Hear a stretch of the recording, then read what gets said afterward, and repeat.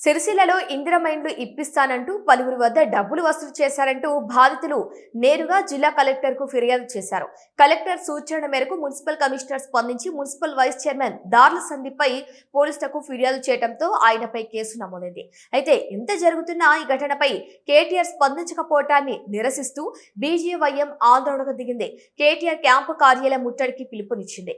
ఈ ముట్టడి పిలుపు నేపథ్యంలో పోలీసులు అప్రమత్తమయ్యారు. సిరిసిల్లలోని కేటీఆర్ క్యాంపు కార్యాలయం భారీగా మోహరించి భద్రతను కట్టుదిట్టం చేశారు.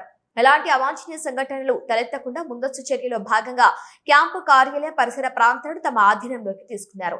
సిరిసిల్ల జిల్లా వ్యాప్తంగా ఎక్కడికక్కడ ముందస్తు జాగ్రత్త చర్యలో భాగంగా బీజేవైఎం నాయకులను కార్యకర్తలను ఎక్కడికక్కడ అదుపులోకి తీసుకుని పోలీస్ స్టేషన్లకు తరలించారు.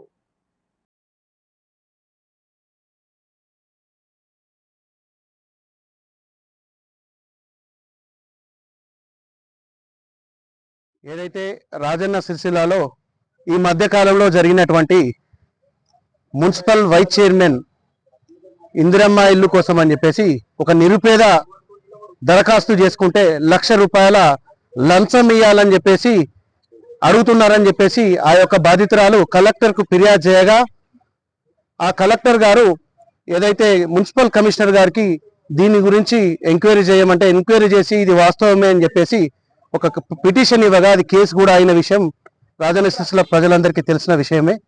ఏదైతే ఆ విషయం గురించి కేసు అయినప్పటికీ దానిపైన ఇక్కడ ఉన్నటువంటి పాలక వర్గంలో ఉన్నటువంటి మున్సిపల్ చైర్మన్ పైన కానీ దీనికి బాధ్యత వహిస్తూ అదే పార్టీకి చెందినటువంటి మున్సిపల్ చైర్మన్ కానీ ఇక్కడ ఉన్నటువంటి స్థానిక ఎమ్మెల్యే కేటీఆర్ కానీ దీనిపైన ఏ రకంగా కూడా స్పందించకుండా దీనిపైన ఏ చర్య తీసుకోకుండా కాలయాపన చేసుకుంటా వస్తా ఉన్నారు.